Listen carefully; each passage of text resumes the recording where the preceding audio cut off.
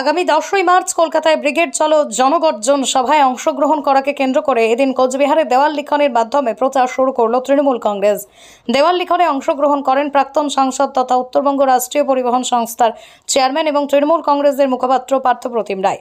তিনি বলেন যে বাংলাকে কেন্দ্রীয় সরকার যেভাবে বঞ্চনা করছে তার বিরুদ্ধেই প্রতিবাদ গড়ে তোলা এবং সেই সাথেই রাজ্য কোষাগার থেকেই 100 দিনের কাজের টাকা ইতিমধ্যেই জনগণের অ্যাকাউন্টে পৌঁছে দেওয়ার ব্যবস্থা করা হয়েছে এবং সেই সহ আরও কিছু সুযোগ সুবিধা জনসাধারণকে দেওয়ার বিষয়ে যে উদ্যোগ গ্রহণ করেছে রাজ্য সরকার সেই সমস্ত বিষয় কুলিকের সামনে রেখে এই সভা আয়োজিত হবে। রাজ্যের মুখ্যমন্ত্রী মমতা বন্দ্যোপাধ্যায় তাকে অভিষেক বন্দ্যোপাধ্যায়ের তৎপরতায় এই সভা আগামী 10ই মার্চ ব্রিগেডে হতে চলেছে। সেখানেই দলে দলে মিছিলে মিছিলে কোচবিহার থেকে সাধারণ মানুষ অংশগ্রহণ করবে বলেও জানান পার্থপ্রতিম রায়। আপনার বাইক কেনার স্বপ্ন এবার হবে পূরণ, কারণ আমান হোন্ডা নিয়ে এসেছে একেবারে স্বল্প ডাউন পেমেন্টে বাইক বা স্কুটার কেনার সুবর্ণ সুযোগ। বিনা অ্যাকাউন্ট, লো সিভিল, ন্যূনতম ডকুমেন্টে আজই নিয়ে যান স্বপ্নের বাইক আপনার বাড়িতে। অতিরিক্ত ছাড় পেতে আজই যোগাযোগ করুন বামনহাট আমান হোন্ডা শোরুমে। শর্তাবলী প্রযোজ্য। যোগাযোগ করুন 9002805414। জননেত্রী মমতা বন্দ্যোপাধ্যায় ডাক দিয়েছেন অভিষেক বন্দ্যোপাধ্যায়ের নেতৃত্বে ব্রিগেড চলো জনগর্জন সভায় অংশগ্রহণ করা।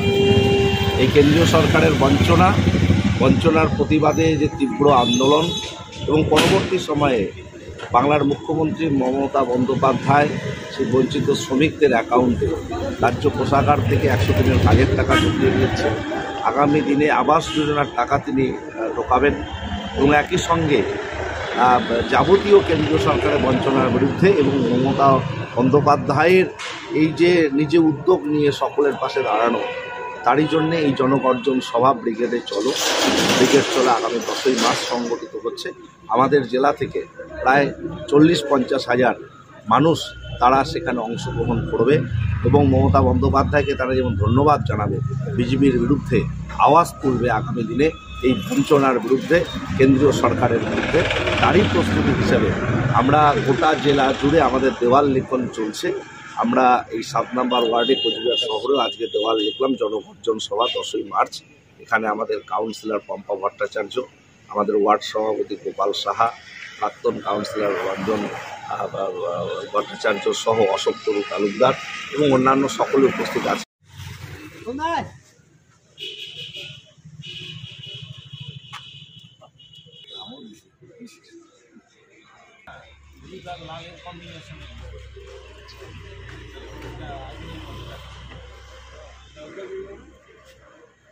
কালো